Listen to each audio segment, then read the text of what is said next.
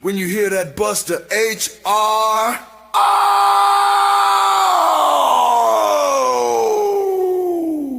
man, it's about to go down. You feel the tension in the air. Wrestling fans all over the world, get ready for this right here.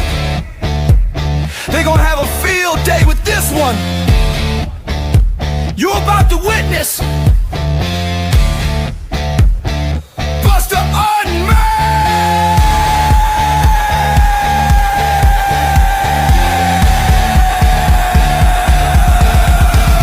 Oh, Lord! Oh,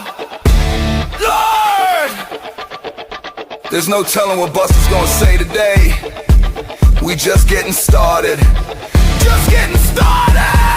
Welcome to Buster Unmasked! Hosted by Buster H.R. Johnson. This is a Buster H.R. exclusive. We are now tuned in to Buster Unmasked.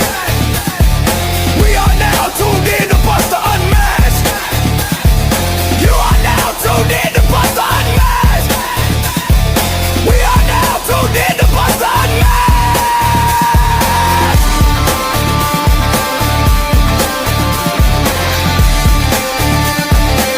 Welcome to Buster Unmasked!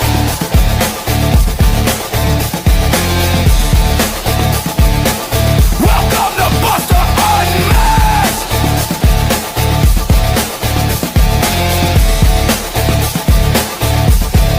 Buster Unmasked!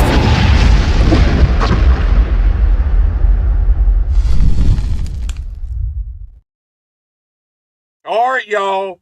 We're here. We're live. You're watching Buster Unmasked. That's the brand new custom intro. I want to send a shout out to Divine Productions for the music. I want to send a shout out to Jarrett Whitmire for the video. Couldn't do it without those guys, man. They did an excellent job. I want to know what you guys think. Anybody comments in, let me know. Do you like this intro better or the old intro? I need to know. Inquiring minds want to know. Guys, we have an awesome show for you here today. One, I'll be honest with you, I don't quite know what to expect. So before we get there, let me promote my sponsors, and we're going to get our guests. Yes, I don't really know. We're going to find out here in just a few minutes. We'll get him on. For all of your breaking news, sports, and weather in and around the Jackson, Tennessee, and the West Tennessee area, be sure to tune in to 101.5 FM or 103.5 FM. You can also log in to talkinwesttennessee.com. That's TALKNWESTTN.com or newstalk1035.com.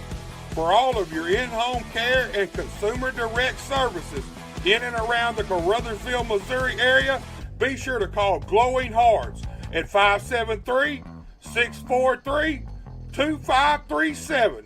Their priority is caring for you and your family. Be sure to check out the Boot Hill Sports Network on YouTube for all of your sports news and live local games in and around the Missouri Boot Hill. That's BOOTHEEL. That's the Boot Hill Sports Network on YouTube. The Boot Hill Sports Network is also the home of American Hostile Championship Wrestling and the Unified Wrestling Alliance every single Saturday morning at 11 a.m. on YouTube. Professional wrestling just the way you like it. All right, guys, right there's my sponsors. Without those guys, we wouldn't even be here. Without you guys watching, we wouldn't even be here. And, man, it's time to get this thing on tonight. Let me just say this. Normally, I have these big, elaborate intros for my guests. I don't have that for this man because I don't know much about him. We're all going to learn about him or them here tonight. Here's the deal. He popped on my radar a few months ago when I seen him at 901 Wrestling. I also later then seen him at Natural States Wrestling. And let me just say this.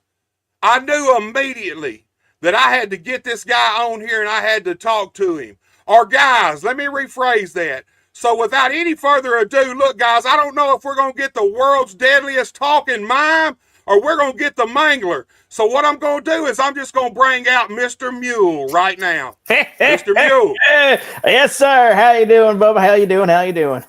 How you doing, man? It is my pleasure to have you here, man. Yes, sir. It definitely is your pleasure. Look, man, I said it in the intro. I don't know much about you. We're going to learn today. I'm going to learn about you. The fans are going to learn about you. You popped on my radar, I want to say probably 3 months ago. I seen you in a battle royal at 901 wrestling. What was it? The Wild Card Rumble. Yes, sir. My first experience with you, and now you're Mr. Mule here, but there you were Yonko Bailey. So yes. I knew immediately I had to talk to you, man. I hit Tommy Jacks up and I said, hey, man, how do I get this guy on my podcast? And he said, I'll tell you what, Buster. Let me make a phone call and let me see what I can do. And you are here. So, man, it is my pleasure to have you here. And I want to learn a lot about you here today. Or y'all. Is it you or y'all? Oh, that's perfectly fine. It's going to be both of us. Hello, I'm Yonko Bailey. And one second. I told you, dadgummit, I'm writing this tonight. I'm sorry. I am so sorry. So sorry. I told him that I'm handling this tonight, that I was going to be handling this here podcast. You don't see any of that grease paint on. No, sir. No, sir. Mr. Mule is the one that's going to be doing the answers tonight. Ain't that right, buddy? That's what I thought. Oh, man. You got me interested already, man. I'm going to be honest with you. That was a little stiff there, my man. That was a little stiff. But look, man, I was going to ask you who the boss was. Because you know how it is when I talk to people, I don't really want to talk. You can either talk to the horse's mouth or the horse's ass. I like to talk to the horse's mouth, but I think now we all know who the man is in charge is, and that is Mr. Mule, the mangler. So, man, tell me how Mr. Mule got in the wrestling business. So, here's the thing. I grew up dirt poor. I mean that quite literally. Grew up in a dirt farm on 81 Junction, Arkansas. That's around Pine Bluff. I don't know if you ever been around it, but there ain't nothing but dirt. So I just kind of tooled around, grandparents and everything. Parents, we loved watching wrestling. And I just, didn't really want to get into the dirt farming business. So I kind of pulled up, went down to Jonesboro, Arkansas, and a big old man named Craig Stone, he saw me. And he thought, that's a man that I can get behind the ring. And so he scooped me up. Craig, he's a big old man. He just scooped me up, swallowed me up like a baby. And he put me into that wrestling ring. And Bubba, let me tell you, as soon as I hit that mat, it's like mathematics going off, fireworks going off. And I just knew what I had to do. I knew I had to go in there. I had to hurt people. And then he went off and he said, Craig told me, he said, Mule, there's another man. There is a Russian that I know he can take you even further. And I came up here and I found Norman Meklikov, and that man beat the ever-loving shit out of me. He had me chopping wood. He had me just out in the cold. I didn't get to see the warmth of a bedroom until I was already 3 months staying out in his front yard. Man, Craig Stone, owner of MACW in Tuckerman, Arkansas, the Valiant Arena. Great promotion, great talent. And Meklikov, man, I actually had Meklikov on here a few months ago. Man, I don't see how you was able to stay around Meklikov, man. He's always so surly and mad. Oh, he is a rude son of a bitch, ain't he? He is, man. He is. I thought we were going to get into a fight. It's lucky we wasn't face to face, man, because lucky for you, probably. Look, probably is lucky for me. Meklikov's a big bad dude. But let's talk about Mr. Mule. Now, Craig Stone found you. Did he just throw you right in the ring? Or did he train you up any, man? I mean, we did some training, but it's one of those things where Craig also beat the ever-loving stew out of me. That's what our training was. He is a strong man, very tough man, somehow also a car dealer, very good deals. But he would just come up and it's just bam, bam. And that's how I learned how to wrestle. That's how I learned to wrestle. That's how I learned to beat people up. That's how I learned to hurt people. Just going around. Because I'm sure you've seen Craig Stone wrestle. Right, I have. Wrestle Right. usually just beats the soup bone out of people. Right. And that's what he taught me to do. That's what Norman taught me to do. All of these big old boys taught me how to throw hands. Now, I could do a wrist lock. I could do a hammer lock. And if I feel fancy, I could do me even a top wrist lock. But I just know how to give some forearms and double axe handles and, by God, some chops. Man, you are in the right place. Arkansas boy, you fit right in with old school Southern wrestling. Old school Memphis style wrestling. I know Craig Stone's a big fan of old school Memphis wrestling. His dad was a wrestler. Obviously, he's a wrestler.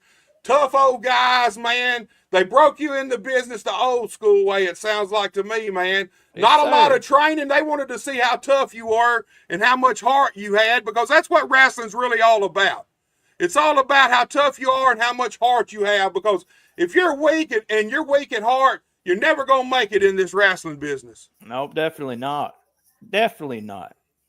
We got Mark McGee with us. He says, good evening, brothers. Yonko and the Mangler has a fan all the way in New York. That's right. Mark McGee all the way from New York. He actually comes down here every so often, about twice a year, and goes to some of the shows. Now, I don't know how I feel about having a friend that far up the Mason-Dixon line. Look, New York City is a personal hell for me, but since you enjoy my work, I will give you an exception. I will give you a pass. Mark is not just an average fan. He's actually kin to the Vachons. Mad Dog Butcher Vachon. He's actually a cousin to those guys. So he kind of grew up in and around the wrestling business. Right. Great dude, but man, you said it. He's a Yankee. He is. It took us a while to get over that, right? Hey, I don't know if I'm only over it because I see he shares all of my stuff to all of these different groups. And that's the only reason why I can get over it. We got DJ Cash with us. He says, what's up? What's up, DJ? Glad you're with us. I beat him. I damn near broke his spine in half one time down in Tuckerman. Ooh, he's a good kid. Good kid. Great kid. Great talent. By God, I broke him damn near. Well, you're a big guy, man. I am. Talk to us about how big you are, man. How tall are you? How much you weigh, man? I know you're a country dude. You look like you spend a lot of time throwing hay around, to be honest with you, man. You look like you spend a lot of time in the fields. Talk to me about how much you weigh and how tall you are. So here's the thing. I am deceptively tall and big. So anytime you see me in a picture, anytime you see me in a video, you think that I'm a lot bigger than what I am. I had a lot of people expect me to start in the 6s with my height. No, sir. I am a very modest 5'10" and a healthy 285. On country fed dude right there. Yes, sir. Beans and some beans and cornbread and yes, greens. Sir. Turnip greens. Oh, poke salad. Being from Arkansas, I know you know something about poke salad, man. I know you do. Yes, sir. My mama loved poke salad, man. Every year, with just the right time, she go pick a big mess of poke salad. And I'll be honest with you, when I was a kid, man, stank up the whole house. But as I got older, man, I love them. I love it, man. I do. I'm from Arkansas too. Just so you know, I live in Tennessee now, but I'm originally from Helena, Arkansas, right off the banks of the Mississippi River. So we're two Arkansas boys right here. Yes, sir. It's like a family reunion dang here. We got one leg shorter than the other. At least that's what everybody always thinks. That's what all them Yankees like Mark think, man. They think we got one leg shorter than the other. Bubba, it doesn't matter if I have one leg shorter than the other, as long as my third one is long. You know what I'm saying? Me and you gonna get along just fine. I can see that now, man. I can see that now, man. We're gonna get along just fine. So speaking of family, that is my cousin TB to show. Okay. Yes, he said he's a little taller than a tractor tire and about 3 stones heavy. And there you go, man. There you go. So look, man, Craig Stone snatched you up Thought, man, this guy would be perfect for wrestling. Craig Stone's got the whole gimmick. He's got the facility. He's got the ring, got the arena. So, man, when he snatched you up, man, it was like, boom, you almost hit the wrestling lottery right there. Exactly. You know? Talk to me about your very first match. I'm assuming it was at Valiant Arena. So, the thing is my very first match was not at Valiant Arena. And honestly, hold on one second. One second. I don't get to talk about this, and I don't get to talk about it. Hold on one second.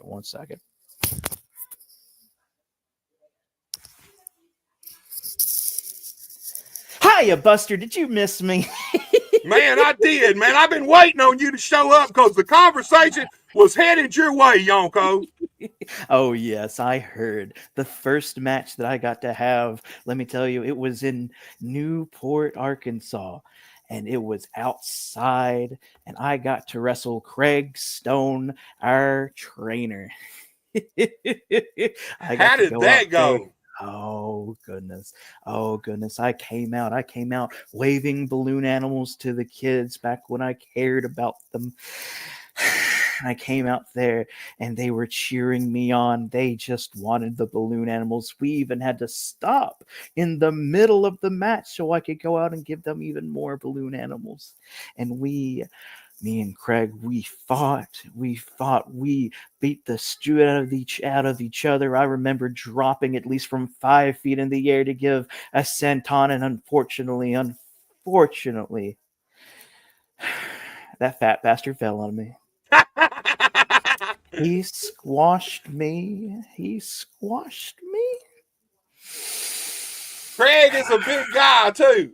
Craig's a pretty good sized guy himself. That's a lot of weight crashing down on you there, Yonko. He is. But the crowd, they did love Yonko. And I love them. And I hope that they know that. So, you mentioned that's when you like the kids. So let's talk about that, because I've seen some of your stuff recently and not really kid friendly anymore, man. So let's discuss that. What happened to the relationship between you and the kids, man? All kids love clowns. And hey, let me ask you this, because you're the world's deadliest talking mime.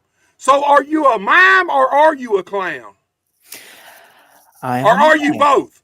I am a talking mime, and you need to be careful how we proceed here, because the last person that dealt a little bit too deeply on how the intricacies of a talking mime worked, let me tell you, they don't talk anymore. Ooh. We get to play our favorite game, and I would gladly play my favorite game with you, Mr. Buster. Do you know what my favorite game is? I don't know that I want to know, but tell us. My favorite game is how long does it take for a crushed windpipe to heal? The last person's was never.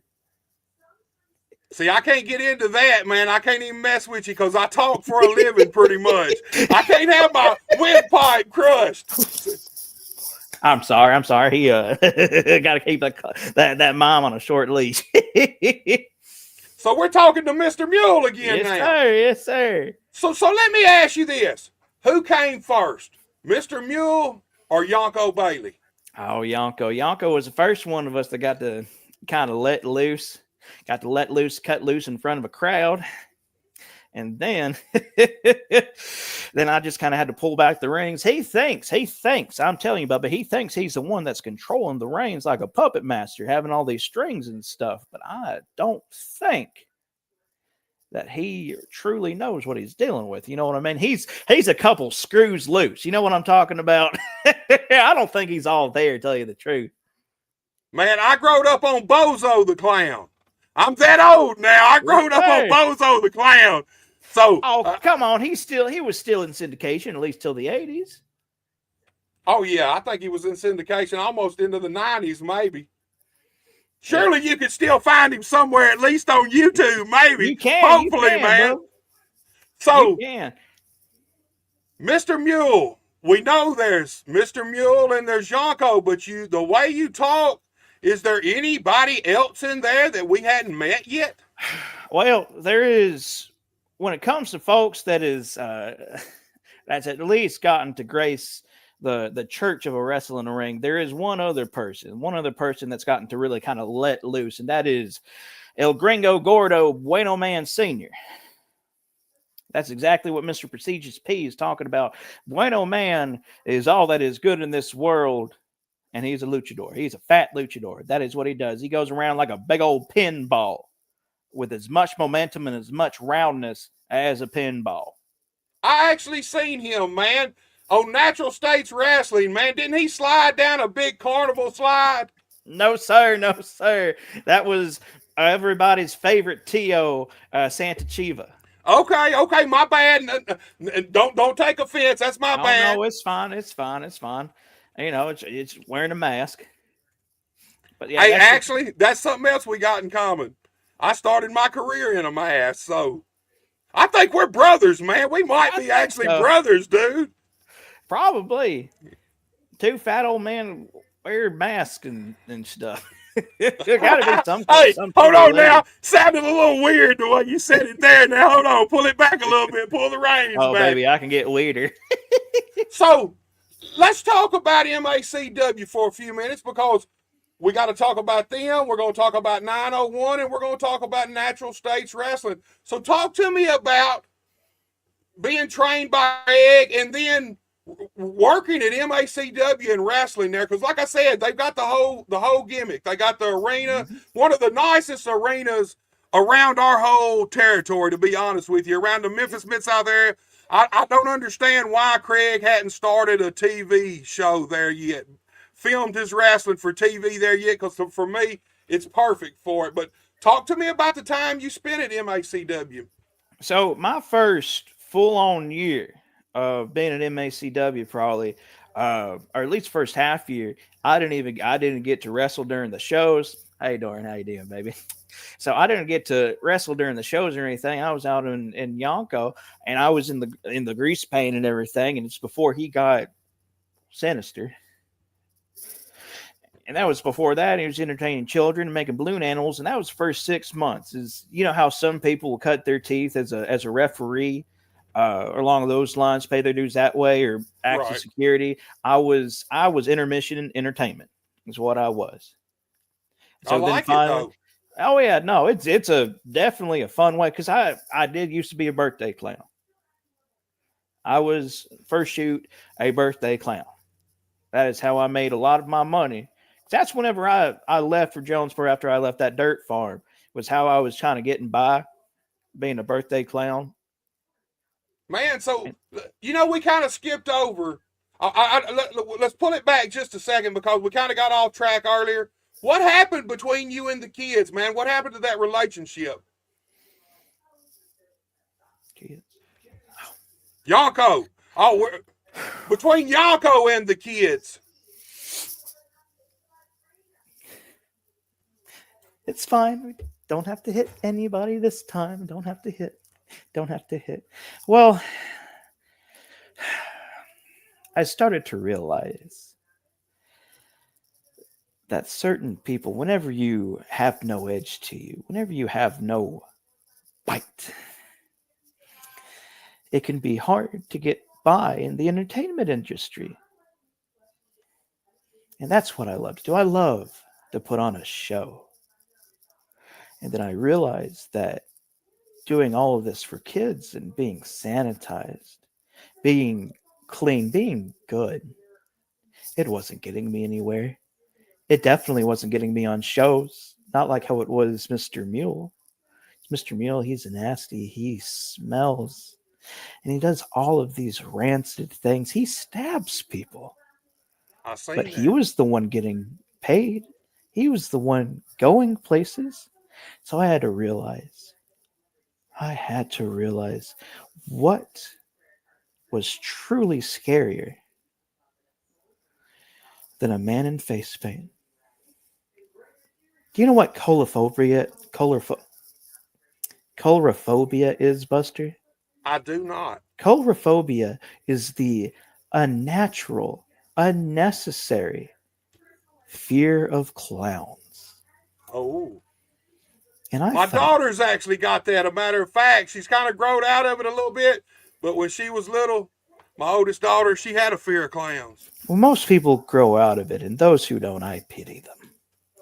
But I realized that playing all of this for the kids, again, it wasn't getting me anywhere. So I tapped into one of humanity's most primal fears, something they don't understand. And so I dropped all the color from my outfit. I dropped all the color from my face paint. And I came out to who truly Yonko was. And that is the deadliest talking mime. A man who all he desires is to make people as quiet as they think a mime should be. And a mime should be quiet. Most mimes. But you're special. Yonko's special. He's not the normal mime. Oh, goodness. Oh, shit. That guy's special, all right. That guy is special. He's still creeps me out. So now that we know what happened with the kids and what the deal is, and Mr. Mule's back, let's pick up where we left off. Craig Stone, how you liked your time at MACW, man? Oh, I've loved my time there. I get to wrestle some great people. Heck, I got to tag team with Eugene one time a couple years ago. I've gotten to do some things that I wouldn't get the chance to do anywhere else. Heck, just now, I got to wrestle. Are you familiar with JCW? With the ICP and everything? Yeah. So some folks that they've had there recently is a couple zombie fellers called The Outbreak. I know them. Mm-hmm. Me and TB, we were wrestling them a couple months ago, and one of them got me with some black mist.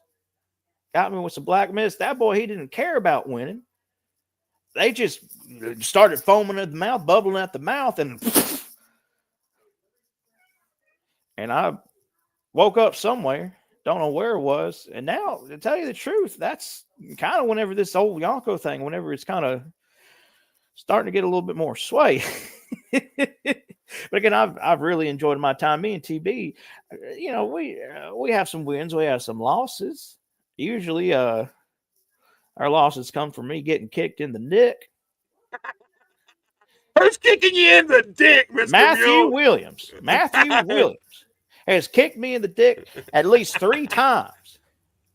And, first time, shame on me. Second time, you're an asshole. But third time, I got to start wearing a cup. Man, sounds like your dick's taking a beating, man. Wouldn't be the first time on a Saturday night. Rosie Palmer and her 5 sisters, huh? That's funny. That's fucking hilarious to me. I'll be honest with you. That's funny. But how do you handle being kicked in the dick 3 times by Matthew Williams, man? Man, my voice, I used to be at church singing. I used to be a bass in the choir. Now it's got me up to tenor. Man, I just can't picture Mr. Mule in the choir, man. I just can't picture that, man. Well, Bubba, it's a figure of speech. They don't really let my kind at any of them, upstanding churches. In fact, I always say to myself, if a church is willing to let somebody like me in, I don't think it's a place I need to be. Man, you sound like Dave Chappelle with the first black white supremacist, man. Sounds like the same, dude. And look, we're in the Bible Belt. We are. We're heavy in the Bible Belt, man. So, but the only biblical thing about me is how I have spilt the blood of innocence. That is the only biblical thing about me. Man, you seem like you need to stab Matthew Williams. I'm going to be honest with you. I should. I haven't thought about that. About the time I started pulling a fork out, whenever I started wrestling, it's whenever I didn't get the chance to wrestle him anymore. I don't think, as long as I have a fork with me, I don't think it's going to kick me in the dick anymore. It's a powerful deterrent. I pulled it out at 901 one time, and it had people in the audience screaming. So where did give me the origins of the fork for you, Mr. Mule? Excuse me, Mr. Mule.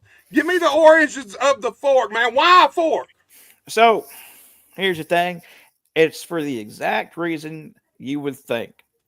So, as any wrestler worth his salt would do, I watch footage. I watch footage. I watch a whole slew of old school wrestling. Because I feel that is the most effective way at combat. And I found me some Abdullah the Butcher tapes. And I saw how bloody that man would leave his opponents. The pure amount of carnage, how many times that man was not to be trifled with. People were afraid of him. Right. And that is the kind of effect I want to have on people. And so I started doing things like Abdullah did. For a good couple of months, I wore some tights. I went down to Walmart, got me some pajama pants, cut the ends down so it looked like they weren't pajama pants, hiked them up above my belly button, and I pretended like I was Abdullah the Butcher for a couple months. And so I've since foregone that. I found me a trusted pair of coveralls that I've cut up in moondog fashion, and just started stabbing people. Man, Moondogs, one of the greatest teams around this area ever. I got the Moondog Spot, Larry Latham. I got the privilege of working under him for probably 10 years when he opened up his own company in Osceola, Arkansas. You know, MCW used to be Moondog Championship Wrestling, not Mid-Southern Championship Wrestling, long time ago. Wild, crazy guys. Here's the thing, Mr. Mule. I've seen some of your stuff, man, and you're violent, but I feel like, man, you really like that. You seem to enjoy the violence.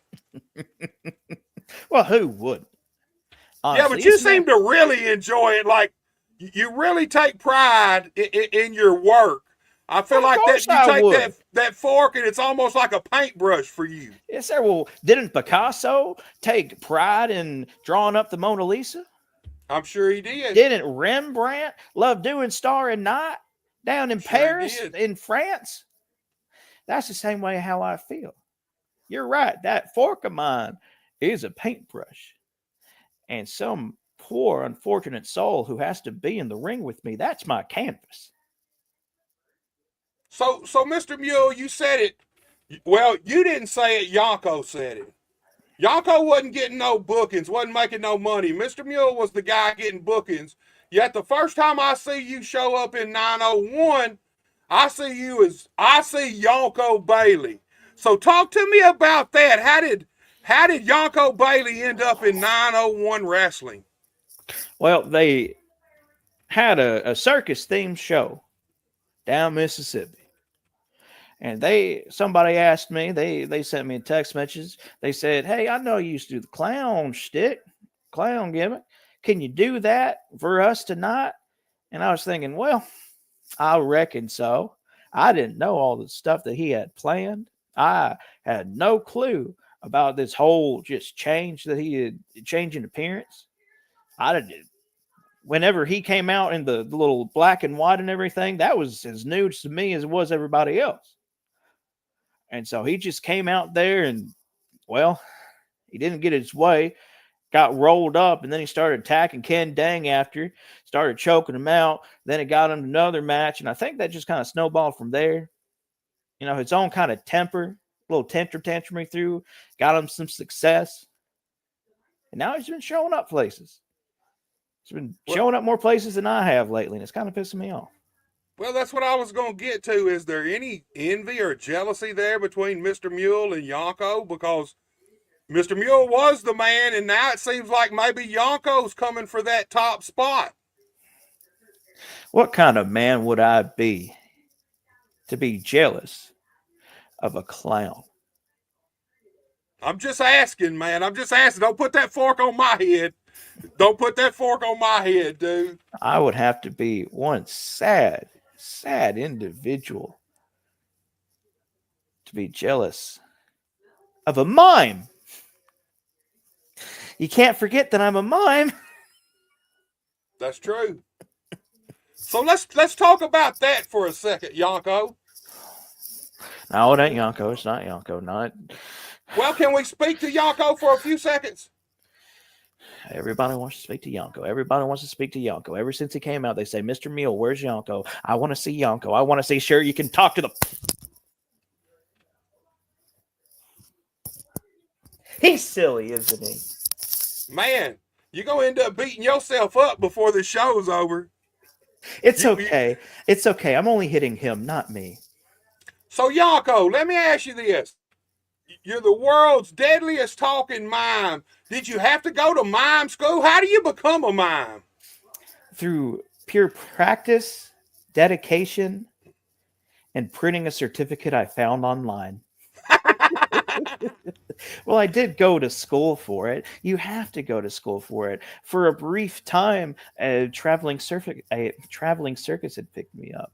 I believe it was called Bourne's Traveling Circus. And I spent a great time there just learning on what to do, learning clowning, learning miming, a little bit of unicycle riding, some juggling, all of that.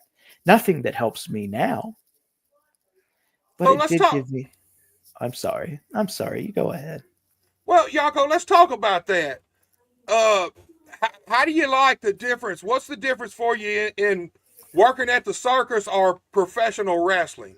Which one do you really, where does your heart lie? Is it in the ring or in the big top? Well, you see, in-ring is a lot more fun, but I found working with the monkeys at the circus that my coworkers were a lot smarter. There you go.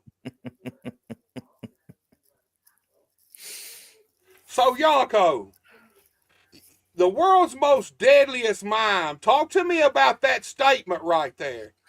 The world's most deadliest is mime. And you used to be a friendly mime, friendly clown. Now you're not so friendly, man. No. Not at all. Now you scare kids. Kids used to were attracted to you. They used to swarm you. Now they run from you. They do. And let me tell you, there is... You would think it is a major change in tone. However, I have learned that I vastly prefer the sounds of a screaming child compared to a laughing one. And I feel that makes it all worth it. That sounds like a little Captain Spaulding-ish right there, man. Who's your favorite clown, Yonko? Oh, that is such a hard question. There are so many great ones. I would probably have to say Krusty. Krusty, there you Krusty go, man. The clown. I've always been a big fan of him. How he's been able to make such a killing. That man has so much money. You know, John Wayne Gacy was a clown too. We don't talk about John Wayne Gacy. I didn't know if that was a little inspiration for you or not, man. No. None at all? No, nothing at all. In fact, that is often one of the most offensive comparisons that I've gotten. Because while I do enjoy scaring children, I have nothing but contempt for those who harm them. So deep down, Yonko is still a good clown. Let's not psychoanalyze me, Buster. Man, Okay. I'm just saying. I'm just saying, deep down, Yonko still has a heart.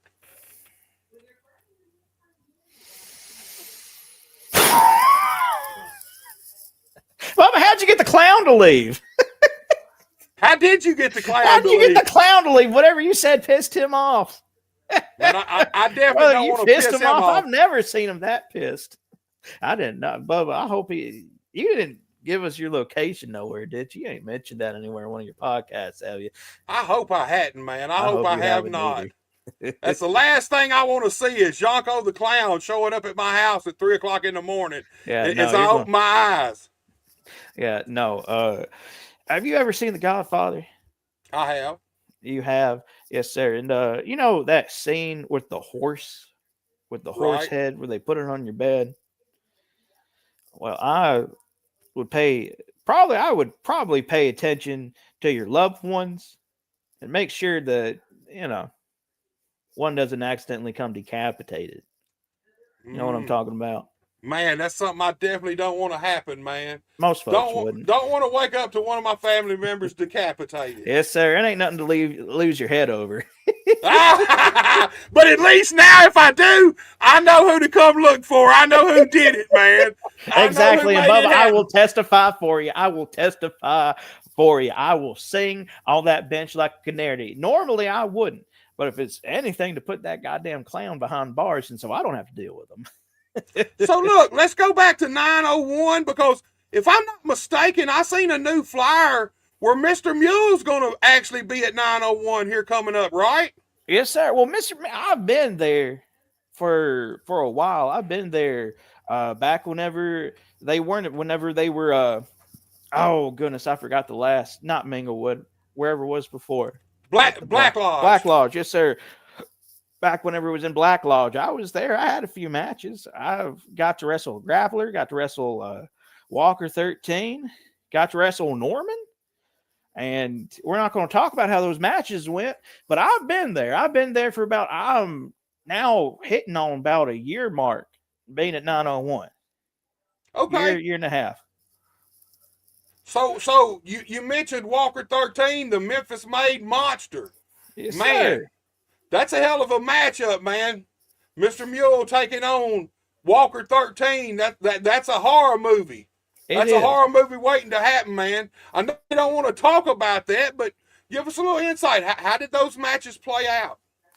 Well, that's just one of those things. It was before I found out the pure bliss of violence. See, I wasn't taking it seriously enough. I was not doing enough stabbing. I was not doing enough eye gouging. So I was still a little bit too nice. I was just going for the whole dirty, smelly stuff. Do a Bronco Buster, drop my crotch into somebody's face, but I didn't have the right kind of violence necessary to thrive with that crowd. You know what I mean? Right. And so I would do so well, but then at the last second, it's like the rug would get pulled out from underneath me. I like that certain, what was it called? That, je ne sais quoi. It's big words, man. Yes, sir. I don't know what half of them mean, but I just know it's French. Me neither. Spanish. Could be Spanish. But yes, sir. I was missing something, and so it cost me each and every time. But now I've figured out what it was. Stabbing. Stabbing, that's it. You just needed to stab people. Yeah, it's just so simple. It's one of those things to where you're looking for it, and it's like, well, duh. It's the most simple option. There you go. It makes me, I usually get sick to my stomach on how I didn't think of it sooner. So you were there for the switch from Black Lodge to the Minglewood Hall.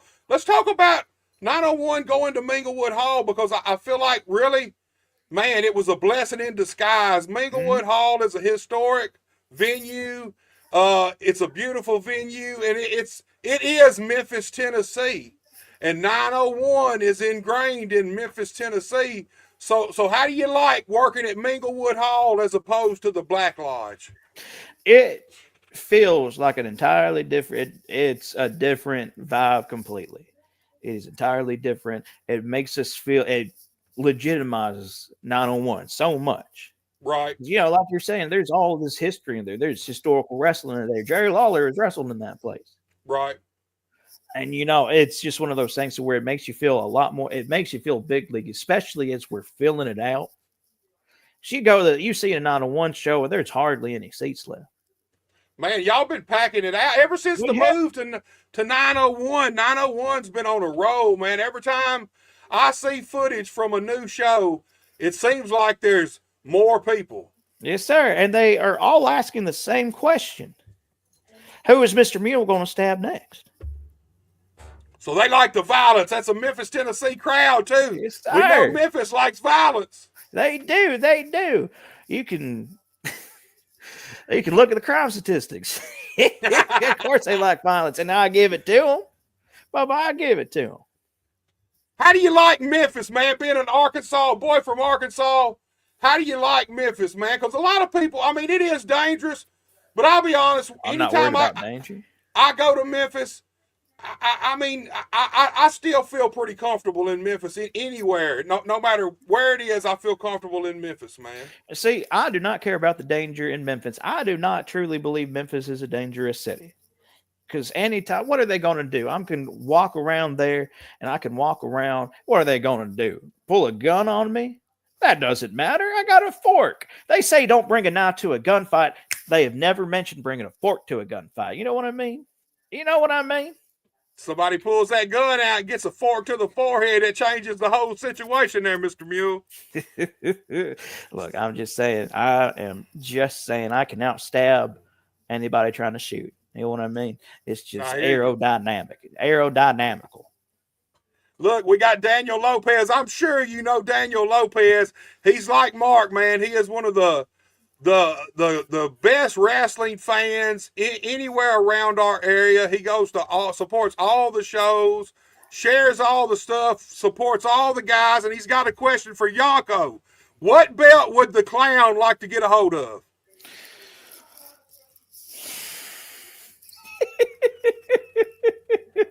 I'm still not happy, Buster, but I'll answer this just because Daniel was the one who recorded my entrance and exposed me to so many new fans.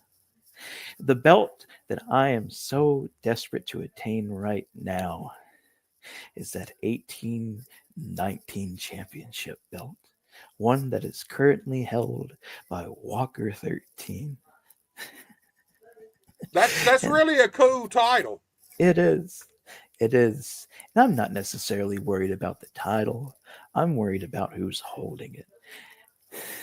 Because they do say that he is the monster that is made in Memphis, the Memphis made monster. But you know, all of these movies, there can only be one monster remaining. And I'm sure it's going to be me.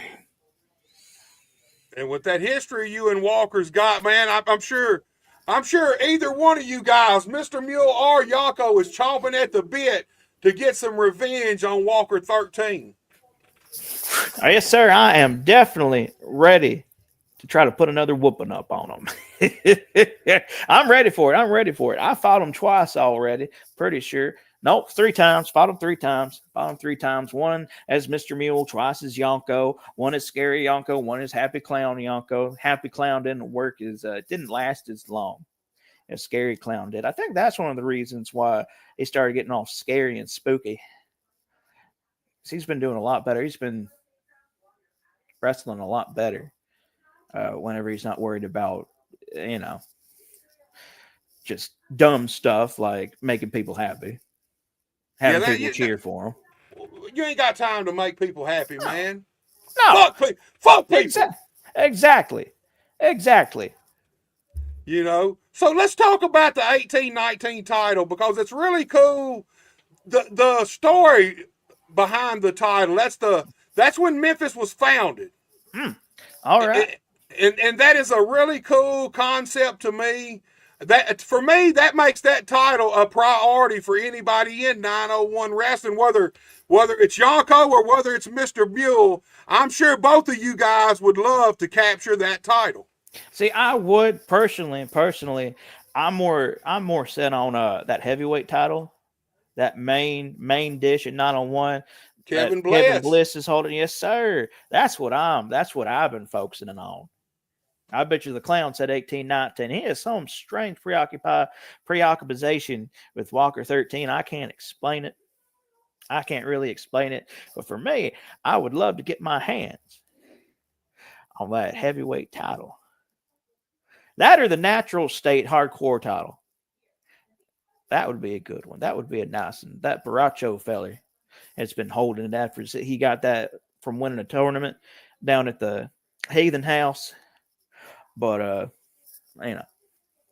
So let's talk about natural state. Sleazy E, man, here's the thing. I've had Sleazy on the podcast a few times. Love Sleazy. Sleazy's doing a wonderful job with Natural States Wrestling because here's the thing. He fit in any box. Natural States does a little bit of everything. They do some kid-friendly wrestling. They do some hardcore wrestling. They do some death match wrestling. Mm-hmm. No ring death match wrestling. I seen recently you and Jackson Palace You had him up and give him almost broke him in half in a no ring match. So let's talk about natural states and talk about the appeal of natural states for you guys, both of you guys. Right. So, reason why I love natural state is one, Sleazy is relative to mine. He is my cousin, similar to how TB is my cousin. We're related on two different sides, but still related. And I just enjoy it because the thing is with Sleazy is he wants to make sure everybody gets a fair shake. He wants to make sure everybody gets a chance in the spotlight. And I just love to help out that mission. And it's also, you love to help out family, especially family that's going to pay you. Right. Right. In fact, my first no ring death match that I got to have was with TB. It was a family affair. It was whenever he was first getting into the foray of wrestling, just wherever he was getting matches and everything. And I thought he was just still a little bit too yeller. And so I was like, Bubba, I got to toughen you up. Iron sharpens iron, steel sharpens steel. And Bubba, we beat the dog piss out of each other. He took some of them skewers, that you use for a barbecue. Right. Just took to be fair, I was going to try to get him first.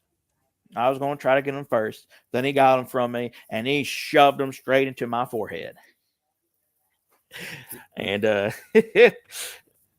in fact, we had a draw on that. We were hitting each other in the head, and we both kind of passed out at the same time.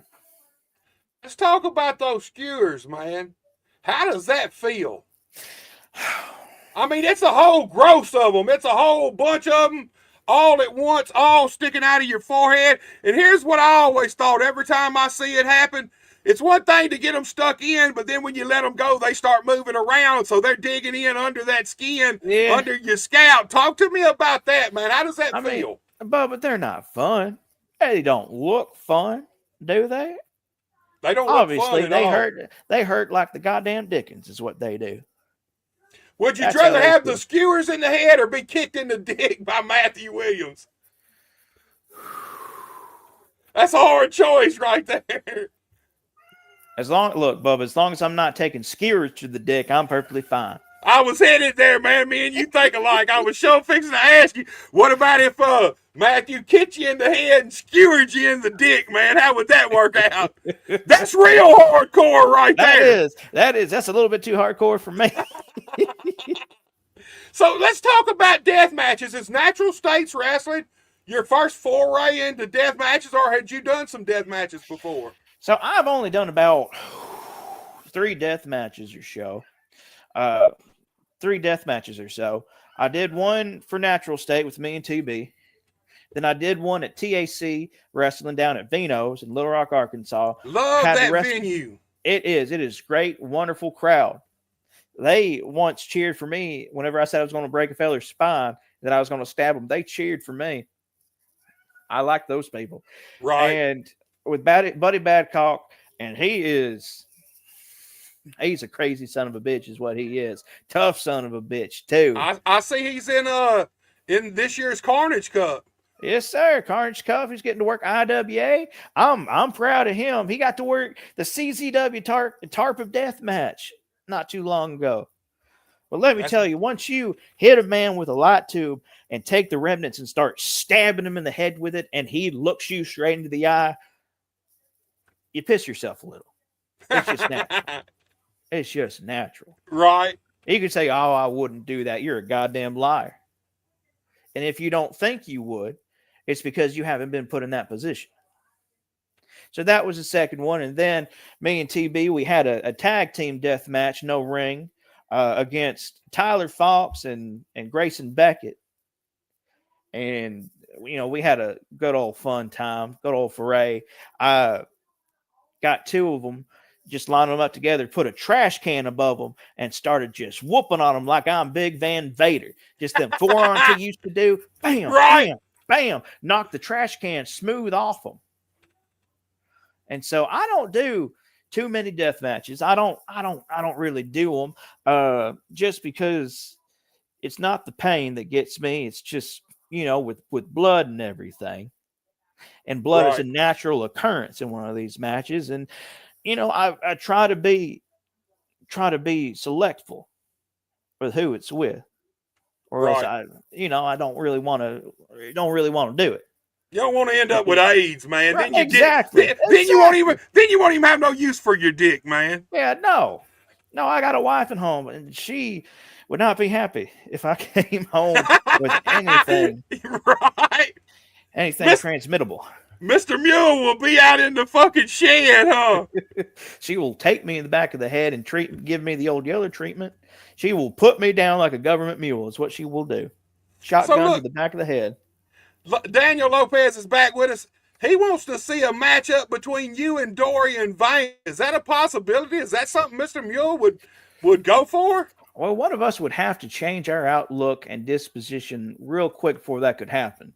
Because here's the thing. A lot of folks don't like Dorian. A lot of them fans, don't really like him from what I understand. They don't like me. You can't have two people that they don't like go off and wrestle. You know what I mean? Because they want somebody to cheer for. They want somebody to cheer for. And that's how you get folks to hate you, is you beat who they want to win. And if I can't get pure hatred like that, then what am I doing? Because that's what I go out for. Some people go out there because they love the cheer. They love the adoration. No, I want people to hate me. I want people to hate me. I want them to curse my name. I want them to follow me out in the parking lot. Do you think Dorian Vane could make Mr. Mule a fan favorite? Whether you like it or not, do you think people hate him more or you more? Well, Bubba, it's like comparing oranges and oranges. You don't want to do that. It doesn't make no sense. Both got the same flavor, man. Both taste just alike. We both do, and that flavor is sour. Look, we got Eric J with us. What's up, Eric, man? I'm glad you're tuning in. Doing?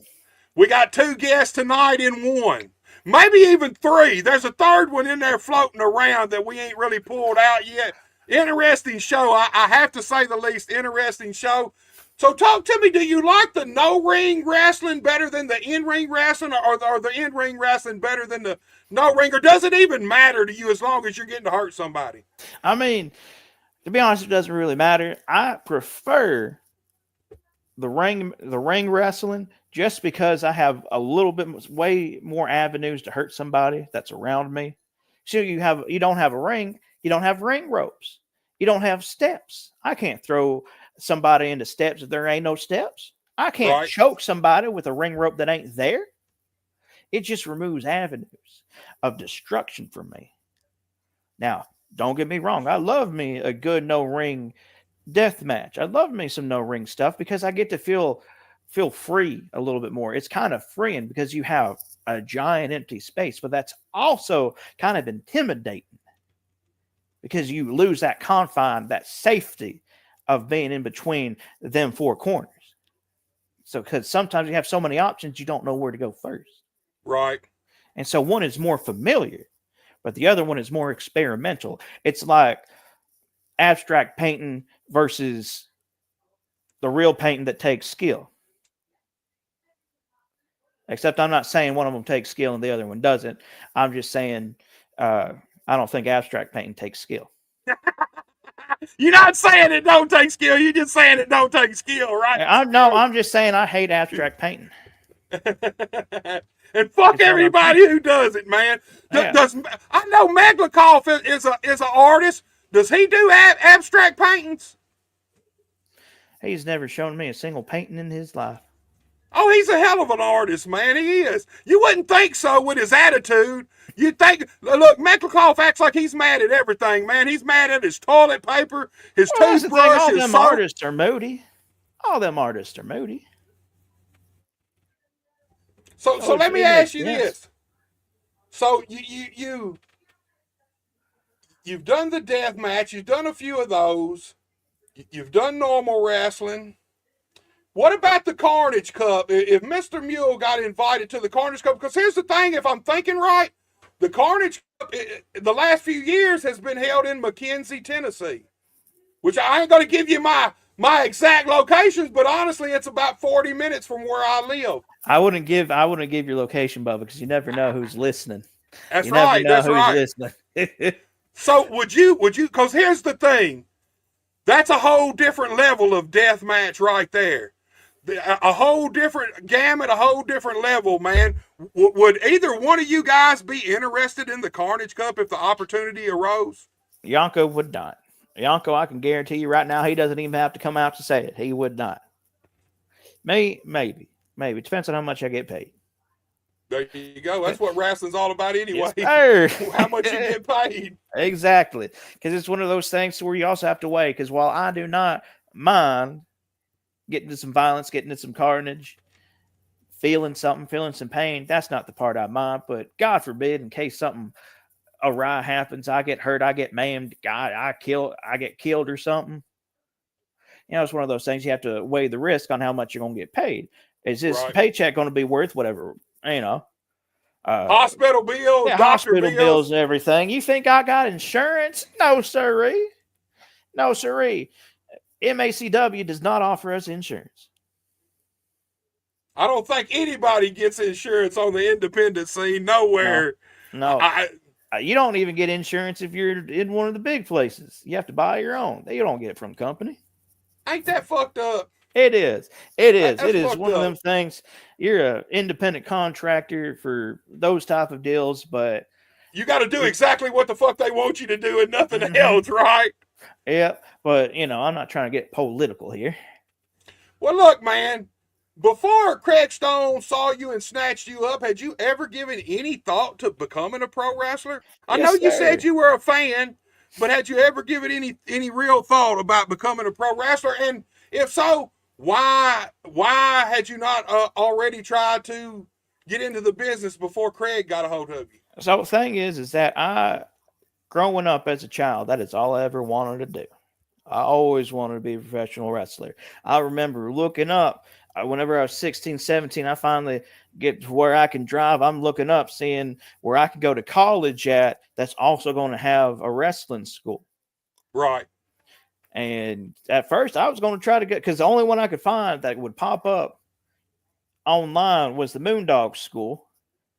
Okay. Then it turns out Moondog was, and I just never, whenever I turned 18, it kind of one of those realizations. It's like, you got to get a job. You got to try to figure out what you're doing with the rest of your life. This isn't what's going to pay the bills. So I got in that kind of realistic mindset. Is what stopped me until about 3 years ago. That's kind of what I didn't think I could do it. It's really the thing that got me. I did not think that I could do it. And I had people telling me that I could not do it, and I listened to them. Until one day I was watching some wrestling. I thought, I could probably do that. And thank God Craig found me on the side of the road, swallowed me up like a baby, and slapped me in the middle of that MACW ring. Let's talk about that ring, man. Let's talk about the first day you stepped in that ring and the very first bumps you took. Was it what you thought it would be?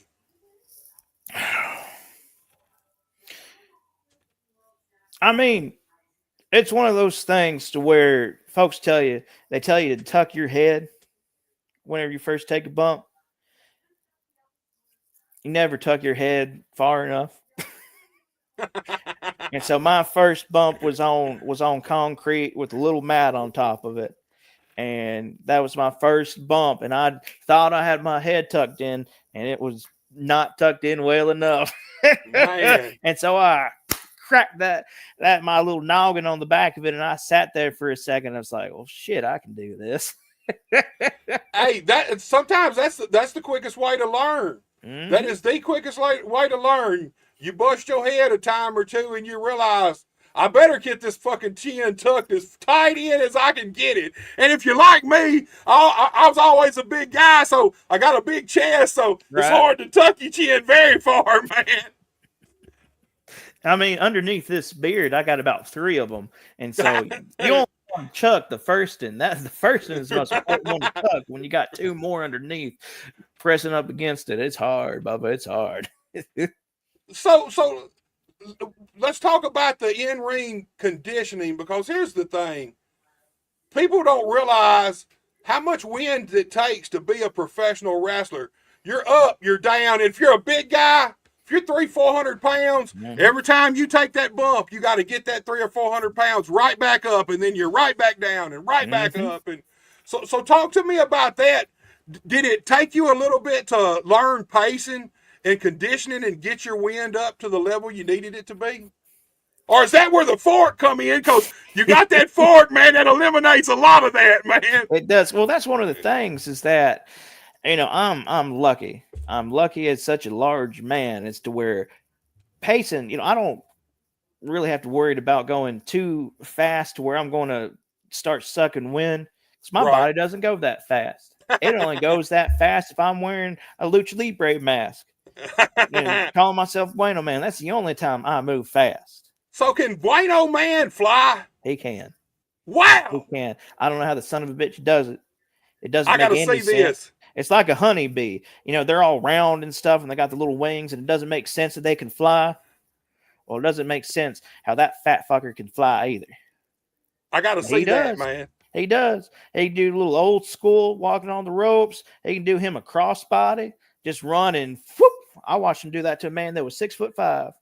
Ooh, that's a high cross body right there. It is. It is. And I have no idea how he does it. I wish I could do that. Wish I could do that. So let me ask you this, man. What were some of your wrestling inspirations? Like growing up watching wrestling, who were some of the wrestlers that really you gravitated to? So I gravitated whenever growing up. I loved. Well, I hate to say it until you're gonna tell off on yourself, ain't you? Well, it was one of those things to where growing up as a child, I loved Chris Benoit, and then his brain got turned into mush, and he decided to kill his family. Right. And then I was like, well, shit, got to find somebody new. And and personally, I just liked him because I just thought he looked like my uncle. My uncle was a short, bald man, and I was like, that's my uncle right there.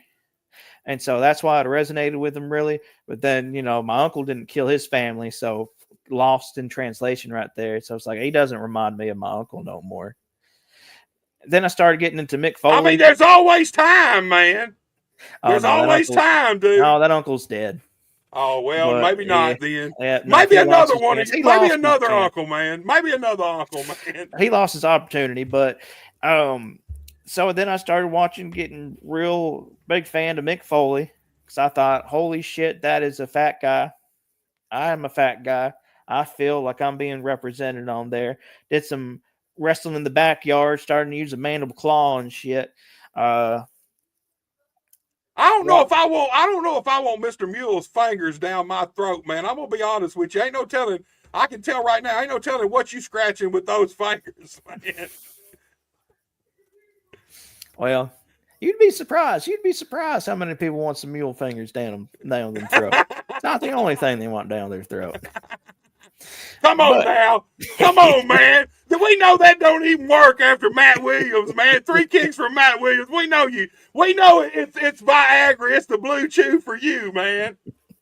Is that what this podcast getting sponsored by? I know half of them are. Man, I fucking wish. I wish. Then I started watching some Dusty Rhodes because I was just getting a big fan of anybody that was fat. That made me feel like I could do it. And then, I got older, started watching some more stuff, became a big Daniel Bryan fan. Right. Mainly because he reminded me of Benoit, but, without killing his family.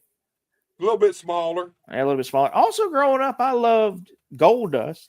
Big fan of Goldust. Dustin Rhodes is one of the greatest fucking... Everything he fucking does is good. Definitely. And still to this day, in that ring... He is better than 99% of the guys. Mm-hmm. He is smooth as silk, man. When he was the natural, that's a perfect analogy for Dustin Rhodes. He don't get nowhere near the credit he deserves for being the great. Him and Barry Windham. Barry Windham's another one. Barry Windham, one of the greatest in-ring performers, workers in history. But I love Dustin too, man. Love the Blue Meanie. Tommy Dreamer. Just anyone that didn't look like their physique was chiseled in stone. That's where big Vader shots come from. Loved Vader. Didn't realize who Vader was until I was already in college. I was a little bit older. Mr. Mule went to college? Come on now. In Arkansas, too? What is college in Arkansas, Mr. Mule? Oh, not whenever I got college age. I'm sorry. Whenever I got college aged. And so I started watching some Vader. And then as I got a little bit older, started getting into really hard to Terry Funk. Started watching Plowboy Frazier. Old school. I love me some Plowboy Frazier. Haystack Calhoun. I just think he's a wild. The fact that he exists is insane to me. Man, look, I put old wrestling on my YouTube channel. Last night, I put a match with Haystacks Calhoun, Moose Cholak taking on Baron Von Roschke and Hans Schmidt. Man, I did not realize how well Haystacks Calhoun could move in that ring. Anybody out there that don't believe it, go to my YouTube channel, go to the Classic Wrestling playlist. It's the last video posted. That fucking dude can move, man. He could move. He moved a lot different compared to his counterpart from across the pond, Giant Haystacks. Right. So no, Giant Haystacks, him and Big Daddy were massive and just defined British wrestling for a little bit. But if you watch one of the matches, it's a lot of character work, and people sure loved them. Right. They were definitely over. Yeah. So love Plowboy Frazier. Got in some Moondogs. Love some Moondogs. Made me kind of wish I got to be trained by one of them. But by the time I got to where I was, I don't know, old enough to drive around and live by myself, I think he was dead. Yeah, I think Dog passed away in 2003. Oh no, I definitely, because I would have been 9 at the time.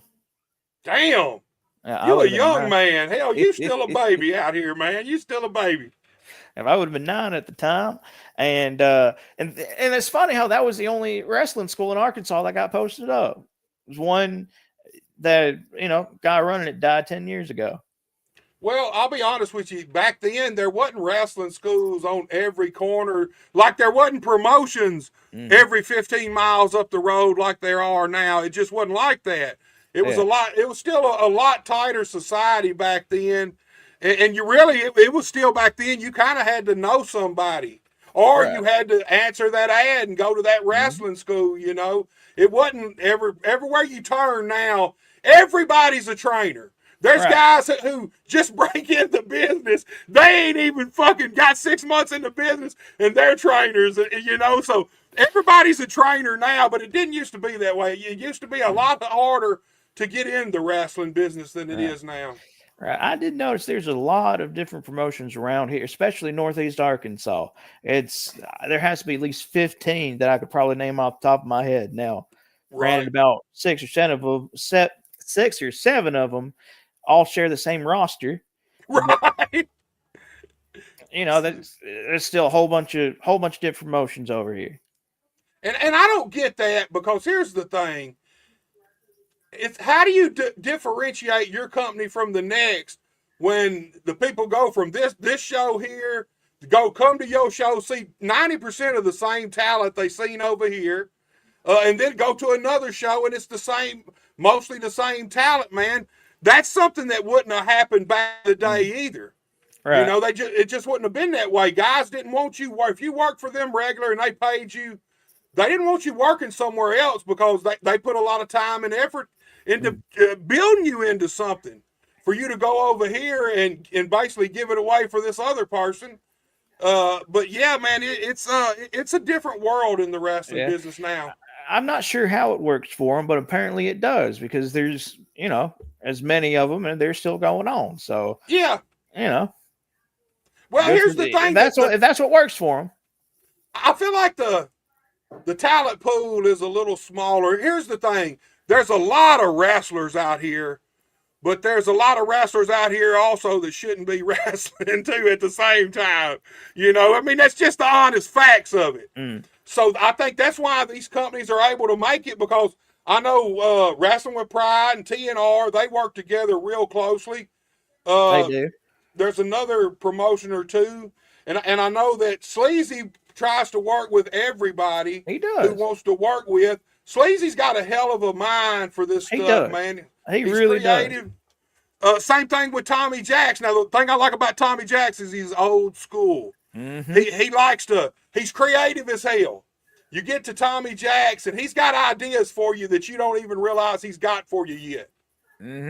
Right. No, exactly. I'm a diehard Tommy Jacks guy.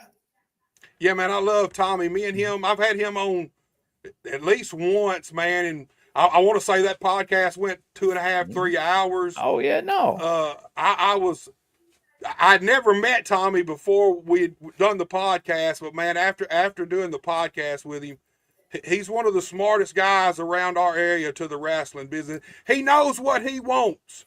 Yeah, he knows what he wants. And he told me the nicest thing anybody has ever told me when it came to wrestling was it was right after Yonko had done his debut for 901.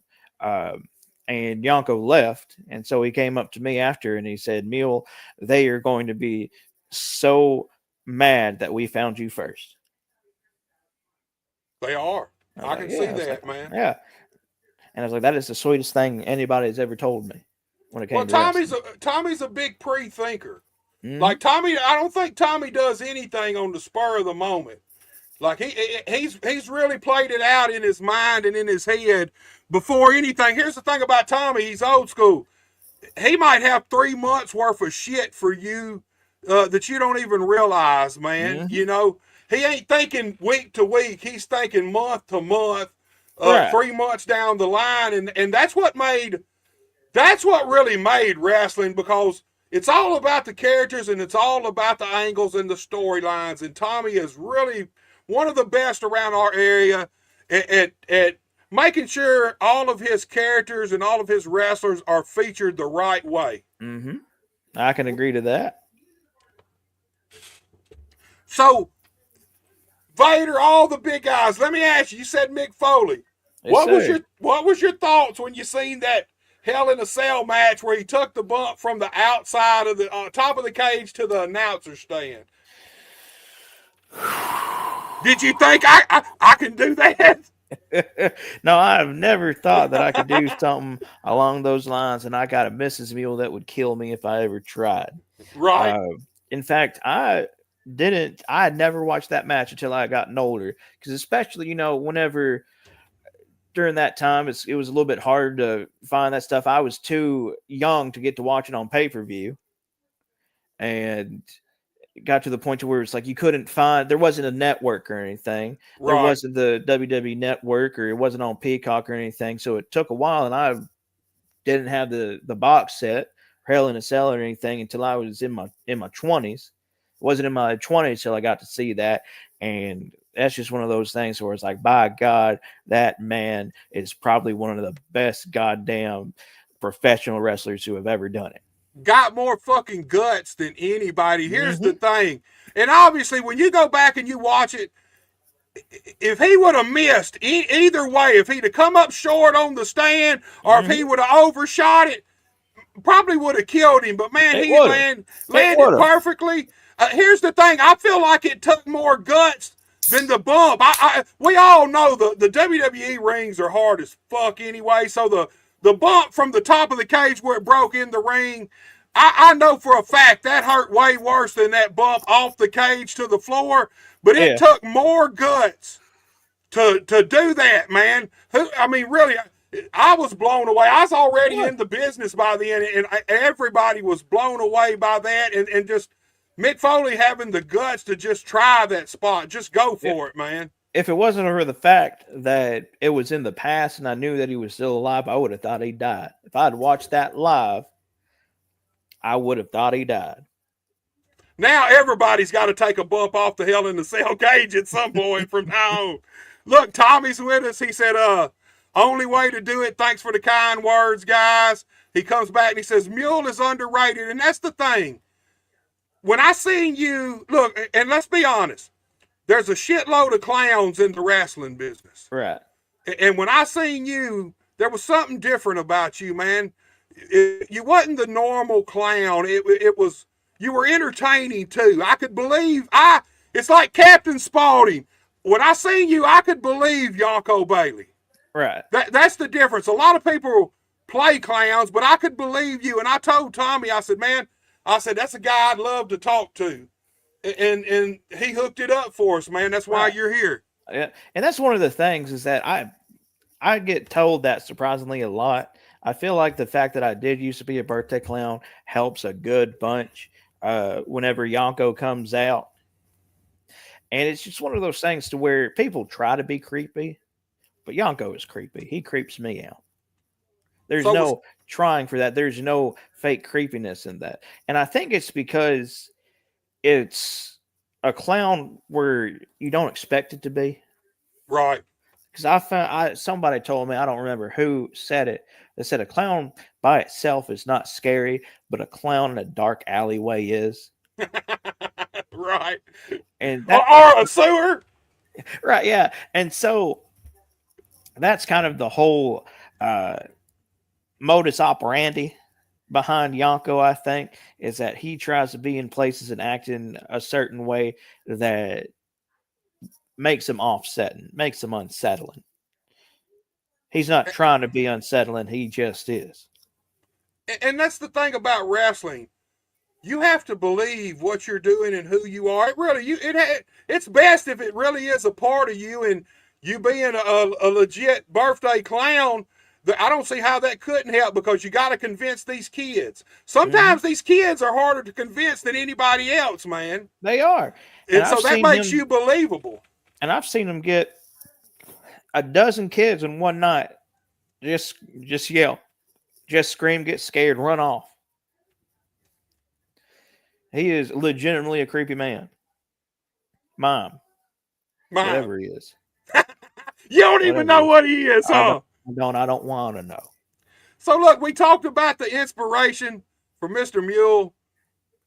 Can we get Yonko back out here if he's okay with me? I know he's a little pissed about something I said, God. and I didn't mean no harm about it, but I want to talk to Yonko, and let's get Yonko's inspiration. Who was the clowns before Yonko that inspired Yonko to be a clown or a mime? So, who's the inspiration for Yonko? Well, it's one of those things to where there's not necessarily one set inspiration, it's a conglomeration of clowns. The whole entire art form of clowns is inspired Yonko in what I do. I take a lot of my visual cues from the classic Perrault, from the French clown. I take my cues from the first clown, Grimaldi, an Italian clown from the 19th century, I think. I have gotten a lot into the movie Terrifier. Terrifier, Art the Clown is a big inspiration for what I do. I take a lot of inspiration, especially whenever I talk to my fans in the promotional vignettes. I take a lot of inspiration from the old school host clowns, the things that Krusty the Clown would parody, Bozo. Right. Different My clown. Bozo. That's my clown. Yes, your clown. The various different bozos, because every single state, every single area had their own different bozo. The Little Rock bozo was different from the Chicago bozo, different from the New York bozo. There's a lot of Krusty the Clown influence, not necessarily Krusty himself, but what he represents and who he lampooned. There is Doink the Clown. I am a massive, massive fan of Mr. Matt Bourne's work. Tough ass dude. Yes, he is. And so that's a lot of the times to where I'm not necessarily someone who likes to hurt people dressed as a clown. I am a mime who likes to hurt people, if that makes sense. So you mentioned Terrifier, and I mentioned Captain Spaulding several times. So if you had to pick one, Captain Spaulding or the Terrifier?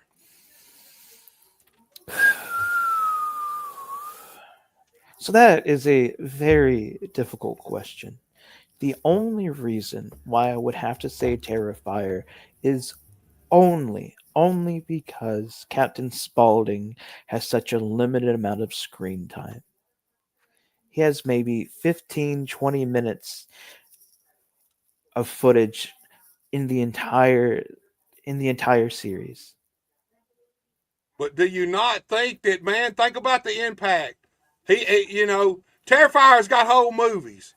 Captain Spaulding had 20 minutes through the whole series, but man, people love Captain Spaulding. They do. It's one of those situations. It's like Silence of the Lambs. Hannibal Lecter is the main thing, the only thing you think about whenever you think of those movies. And he's in that movie for 13 minutes. The only reason why, if I had to choose between the two, I would say Art, is simply because he just gets more footage that I get to see. Does that make sense? It does. It does. Now, I absolutely adore Captain Spaulding. Some of the things he has said has lived with me. I cannot get fuck your mama. Right. That whenever he's getting robbed and everything, and he's like, and fuck you. And so if it wasn't for the fact, I just wish there was more. The only thing I have against Captain Spaulding is I wish there was so much more. Well, let me ask you this. Like Captain Spaulding was the usher in of the new clown craze. Like he's the guy who, for me, brought clowns back to the forefront. Would there be a Art if there wasn't a Captain Spaulding? Oh no, definitely not.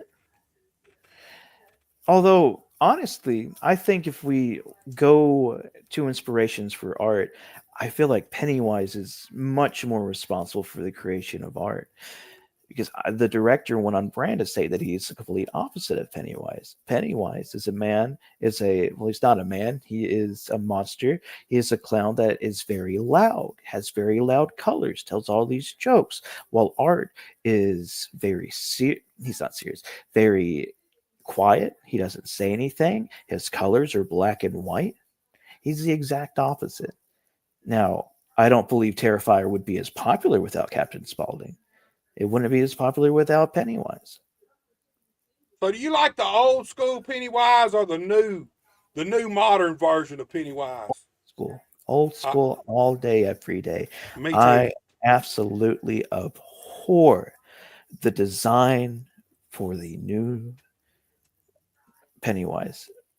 Billy Skarsgård, I do not like that design. I do not like his outfit, his paint, the giant ridiculous forehead that he has. Right. I abhor it. For me, it's just too overdone. I mean, here's the thing: Pennywise was scary. He was. Give him his outfit and a red fucking balloon, and Pennywise scared the shit out of you when you're a kid, man. Pennywise, the original Tim Curry Pennywise, is scary. The new one, the Billy Skarsgård Pennywise, tries to be scary. Right, I agree with that. Well, Yonko, man, I appreciate you coming out. I'm sorry if I offended you earlier. It was not my intention. We're getting ready to start wrapping this thing down. Is there any way we can get Mr. Mule out here to close this thing out?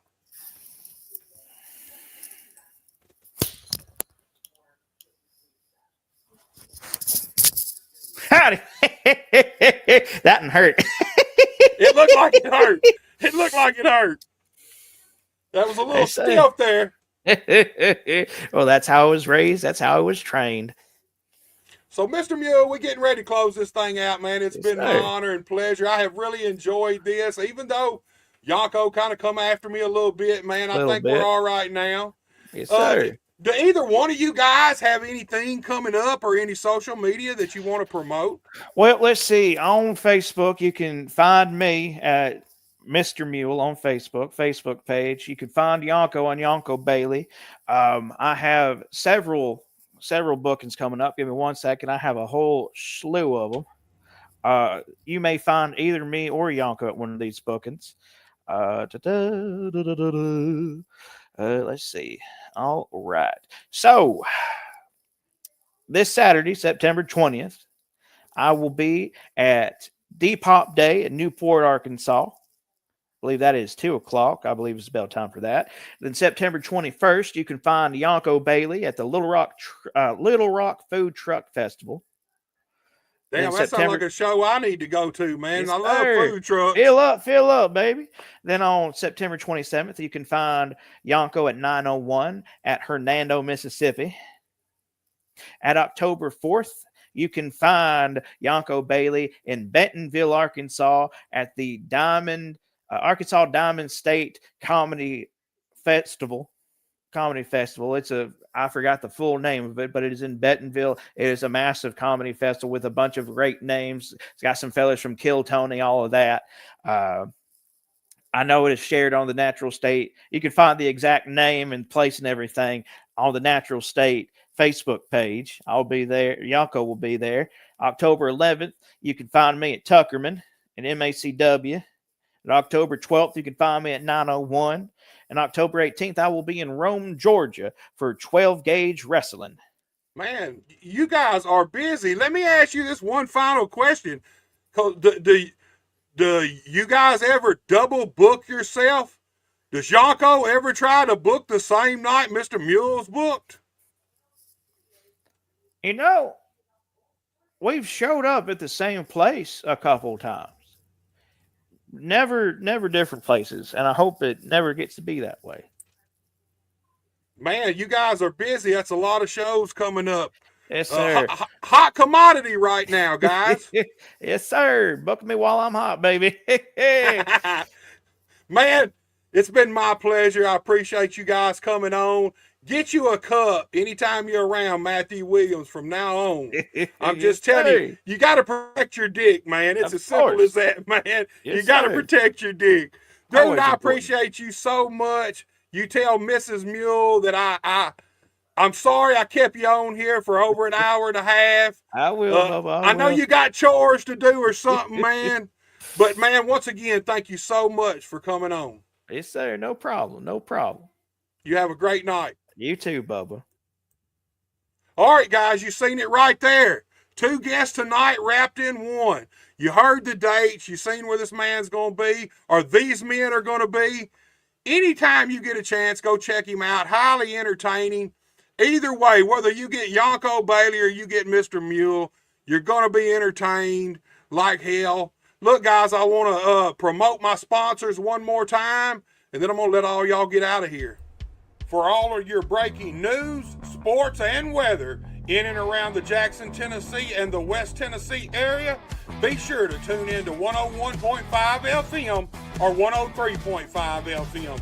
You can also log in to talkinwesttennessee.com. That's TalkNWESTTN.com or newstalk1035.com. For all of your in-home care and consumer direct services in and around the Caruthersville, Missouri area, be sure to call Glowing Hearts at 573-643-2537. Their priority is caring for you and your family. Be sure to check out the Boot Hill Sports Network on YouTube for all of your sports news and live local games in and around the Missouri Boot Hill. That's BOOTHEEL. That's the Boot Hill Sports Network on YouTube. The Boot Hill Sports Network is also the home of American Hostile Championship Wrestling and the Unified Wrestling Alliance every single Saturday morning at 11 a.m. on YouTube. Professional wrestling just the way you like it. All right, y'all. Like this video, share this video, go to Buster H.R. Johnson on YouTube, subscribe to my channels. If you have not checked out the Dirty Dozens from this past Sunday, go find it. It's on my Facebook page, or you can go to my YouTube channel. There's a link on both. Go check it out. October 19th, we're back. Got a whole new crew except Wade. Wade's going to be back. He gets a second chance. Going to be some hellacious battles. We're going to be laughing and having some fun, and I want all you guys to join us. Y'all take it easy. When you hear that Buster H.R. Oh, man, it's about to go down. feel the tension in the air.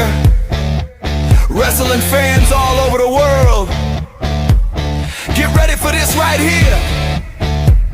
They gonna have a field day with this one. You're about to witness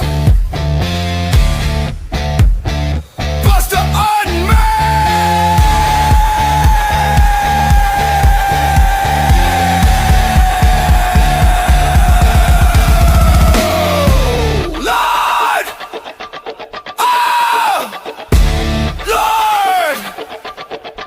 There's no telling what Buster's gonna say today. We just getting started. Just getting started. Welcome to Buster Unmasked.